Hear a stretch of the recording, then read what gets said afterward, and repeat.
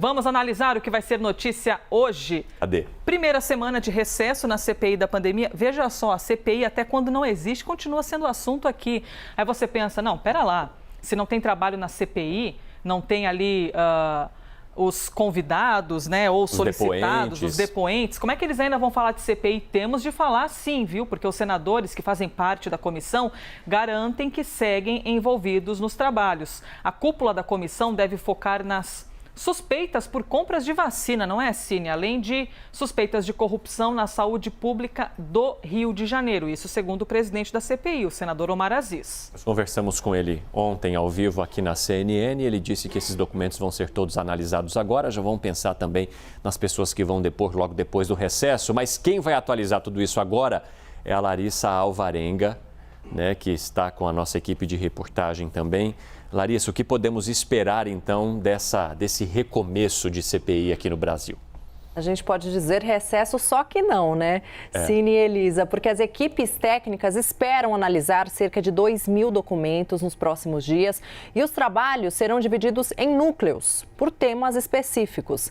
E aí, na volta do recesso, os senadores também prevêem acareações para confrontar as versões apresentadas até agora pelos depoentes nesses últimos meses de CPI da pandemia. Tainá Farfan já está ao vivo com a gente, né, Tainá? Vai trazer mais detalhes, então, desse período de recesso, o que a gente pode esperar na volta do recesso. Um ótimo dia, uma excelente semana para você, Tainá.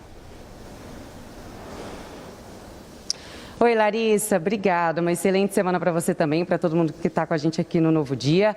Pois é, Larissa, a gente tem uma pausa formal nos trabalhos da CPI da pandemia pelos próximos 15 dias, mas como você trouxe, nos bastidores o trabalho não vai parar. A gente vai ter análise de documentos, existe uma parceria com o Tribunal de Contas da União, também com representantes da Polícia Federal.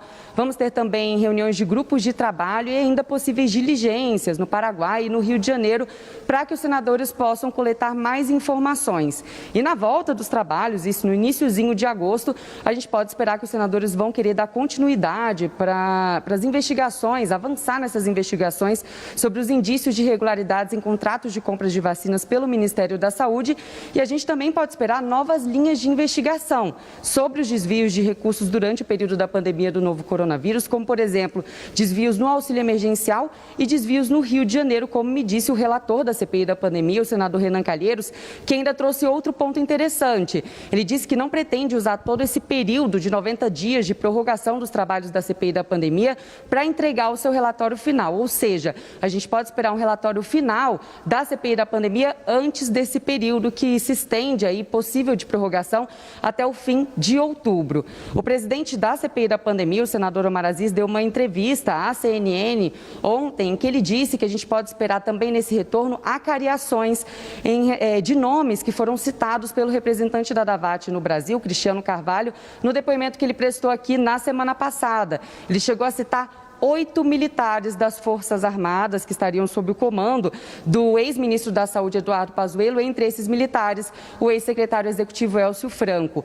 Ele ainda disse que há fortes indícios de que a primeira invoice que foi enviada ao Ministério da Saúde é a verdadeira e de que as outras não são, e ele também quer avançar nessas investigações. Outro ponto que ele trouxe é que ele confirmou que a gente vai ter uma investigação aí mais focada também nesses desvios de dinheiro no Rio de Janeiro e também sobre o que trouxe até aqui no seu depoimento, na CPI da pandemia, o ex-governador do Rio de Janeiro, Wilson Witzel, que ele disse que os hospitais do Rio de Janeiro têm dono.